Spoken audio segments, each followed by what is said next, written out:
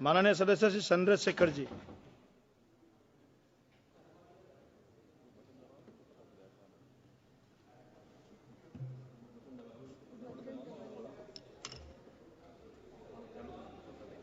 धन्यवाद सभापति जी। वर्ष 2025-26 के लिए रेल मंत्रालय की अनुदान मांगों पर चर्चा में आपने मुझे मेरी बात रखने का मौका दिया और अच्छी बात यह है कि माननीय मंत्री जी भी यहां मौजूद हैं।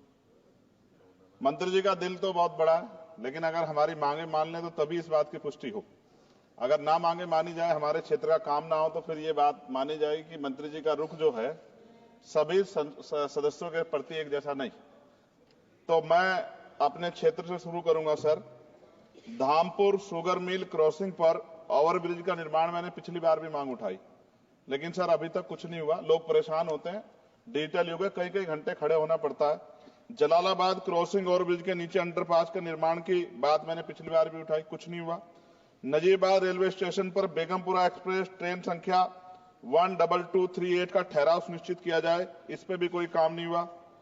साथ साथ सर नजीबाबाद माल गोदाम पर ओवरब्रिज का निर्माण कराया जाए और उसको प्लेटफार्म को बढ़ाया जाए, क्योंकि वो मैंने पिछली बार बताया था कि महिलाओं को प्लेटफार्म से पिछली तरफ जब ट्रेन रुकते उतरना पड़ता है, वो सुरक्षित एरिया नहीं है।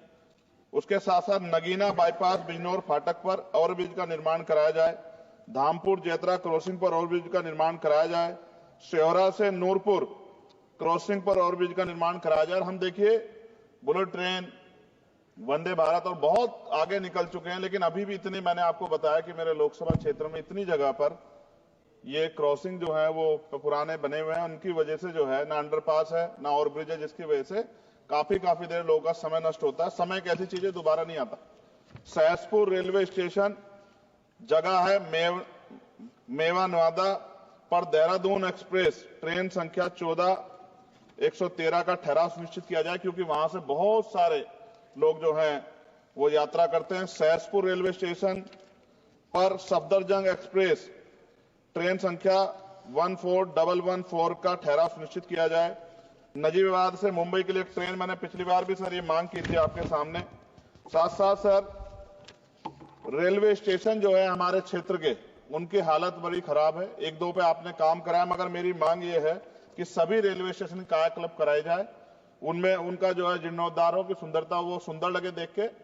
दूसरा, रेलवे में सुरक्षा व्यवस्था, कई घटनाएं हमने देखी जहां सुरक्षा व्यवस्था पे बड़े सवाल खड़े हुए। और एक तो हमारे लोकसभा के मेंबर ही थे राजस्थान के, उन्हीं का फोन वगैरह चोरी हो गया था अभी बाड़मेर वालों का। तो मैं इसलिए आपसे कह रहा हूं कि सुरक्षा सुनिश्चित हो, क्योंकि कई बार महिलाएं अकेली भी उसमें ट्रेवल करती हैं और बहुत सारी महिला जो है एमपी हमारे यहाँ पे भी ये चीजें आती हैं, इसका ध्यान रखा जाए। एक सर बहुत इंपॉर्टेंट डिमांड है मंत्री जी, मैंने आपको पत्र भी लिखा है। रेलवे प्रशासन उत्तर मध्य रेलवे आगरा के कार्यालय सीनियर सेक्शन इंजीनियर ईदगाह द्वारा एक पत्र लिखा गया 11 तारीख को, और जो डॉक्टर बाबा साहब अम्बेडकर के समय में जो एक अम्बेडकर भवन बना था, जो निकट फाटक संख्या 75A 12 खंबा पे, उसको अतिक्रमण घोषित कर दिया गया। ये क्या मैं ये मानूं कि ये सरकार का डॉक्टर बाबा साहब अम्बेडकर के प्रति सम्मान है, प्रेम है, कि बाबा साहब अम्बेडकर के नाम पे बने भवन को अतिक्रमण घोषित करके कह दिया 15 दिन में हटा दो? ये गलत। मैंने आपको पत्र लिखा है सर, इसका संज्ञान ले। दूसरा सर, सहारनपुर से लखनऊ तक वंदे भारत ट्रेन चलाई जाए। SC ST के OBC का बैकलॉग सर आपके यहां बहुत है, वो भरा जाए। कोरोना काल में बंद, पिछली बार मैंने मांग उठाई थी कि वो ट्रेनें चलाई जाएं। और प्रमोशन में भी SC ST OBC के कर्मचारियों के साथ भेदभाव होता है, इसको रोका जाए। मैंने पिछली बार लोको पायलटों की मांग उठाई थी कि उनको जो है 2 रात को 2 दिन ड्यूटी करने के बाद फिर ड्यूटी कराई जाती है, और वो लोग जो है फिर कई बार कई घटनाएं ऐसी घटती हैं कि एक नींद की झपकी लगी और एक्सीडेंट हो गया, और सारा दोष आपकी तरफ आता है। तो अभी ये दिल्ली में भी एक घटना घटी और कई सारी ऐसे ट्रेन घटना घटती है। इसके लिए मैं आपको नहीं दोषी मानता, लेकिन मैं कहता हूं कर्मचारियों को उस तरह की सुविधा मिलनी चाहिए कि वो जब वो ड्यूटी करें तो अपने आप को परफेक्ट महसूस करें। लेकिन अगर ये इस पे ध्यान नहीं दिया गया तो किसी दिन कोई बहुत बड़ी घटना घटेगी, तो लोगों के जीवन की कीमत होनी चाहिए। ये इसमें रेलवे में अमीर भी सफर करता है, गरीब भी करता है, लेकिन अमीर के साथ अगर कोई हादसा होता तो वो चर्चा होती, गरीब के साथ हादसे की चर्चा नहीं होती। ये अनुभव है, हमने रेलवे में सफर किया और रेलवे में करोड़ों लोग सफर करते हैं। कई बार मैंने जो है ऐसी परिस्थितियों में सफर किया जब बहुत पुराने समय में लेकिन मैं धन्यवाद करूंगा रेलवे का कि रेलवे ने हमेशा जो है अपनी जिम्मेदारियों को समझा, चाहे सरकार किसी की भी रही हो। लेकिन मंत्री जी, आपकी कोशिशों की मैं सराहना करता हूं, लेकिन आप ये देखिए पर्याप्त नहीं है कोशिशें। जब बदलाव नहीं हो रहा, लोगों को सुविधा नहीं मिल रही है, उस तरह की चीजें नहीं आ रही है, तो ये पर्याप्त नहीं है। मैं सभापति जी खत्म करूंगा।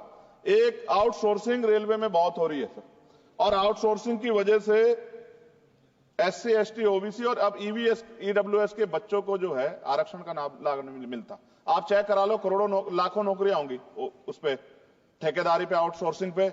और जब सरकार कहती है सबका साथ सबका विकास, तो आप मेरा ये सवाल है कि जब इन लाखों नौकरियों में रिजर्वेशन का पालन नहीं हो रहा, जबकि DOPT गाइडलाइन है, तो फिर मैं क्यों ना मानूं कि सरकार नहीं चाहती कि SC, ST, OBC और EWS जो हैं, जो सामान्य जाति गरीब बच्चे, उनको जो आरक्षण के लाभ से वंचित करने का काम सरकार कर रही है। ये क्या सही है?